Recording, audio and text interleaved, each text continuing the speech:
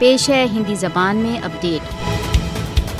5 अगस्त 2019 के पश्चात से भारत द्वारा अवैध रूप से अधिकृत जम्मू कश्मीर में व्यापक रूप से मानव अधिकार उल्लंघनों में वृद्धि देखी गई है। भारत द्वारा अवैध रूप से अधिकृत जम्मू कश्मीर में 5 अगस्त 2019 के पश्चात से अब तक 663 निर्दोष कश्मीरी भारतीय बुलेटों का निशाना बन चुके हैं। भारत द्वारा अवैध रूप से अधिकृत जम्मू कश्मीर में 5 अगस्त 2019 से 17,993 व्यक्ति गिरफ्तार, 2,278 हताहत, 1,093 घर धराशायी तथा 125 महिलाओं के साथ भारतीय बलों के द्वारा बलात्कार किया गया। भारत द्वारा अवैध रूप से अधिकृत जम्मू कश्मीर में भारतीय सशस्त्र बलों द्वारा बहुत आजादी से निरंतर भीषण मानव अधिकार उल्लंघन किए जा रहे हैं। विभिन्न मानव अधिकार दलों द्वारा भारत द्वारा अवैध रूप से अधिकृत जम्मू कश्मीर में बिगड़ती मानव अधिकार स्थितियों के विषय में चेतावनी दी जा चुकी है। 5 अगस्त 2019 को मोदी शासन की कार्रवाइयां तथा उसके पश्चात की कार्रवाइयां राष्ट्र संघ सुरक्षा परिषद के प्रस्तावों का घोर उल्लंघन है। मोदी के नेतृत्व के भारत ने भारत द्वारा अवैध रूप से अधिकृत जम्मू कश्मीर की मुस्लिम जनसंख्या पर आतंक व्याप्त किया हुआ है। भारतीय बलों द्वारा तथाकथित घेराव व खोज पड़ताल की कार्रवाइयों में कश्मीरी युवकों की भीषण हत्या की जा रही है। भारत द्वारा अवैध रूप से अधिकृत जम्मू कश्मीर में जनवरी 1989 से अब तक 96,095 कश्मीरी मारे जा चुके हैं। मोदी शासन की भारत द्वारा अवैध रूप से अधिकृत जम्मू कश्मीर में अवैध कार्रवाइयों के कारण संपूर्ण दक्षिण एशिया की शांति खतरे में है। भारत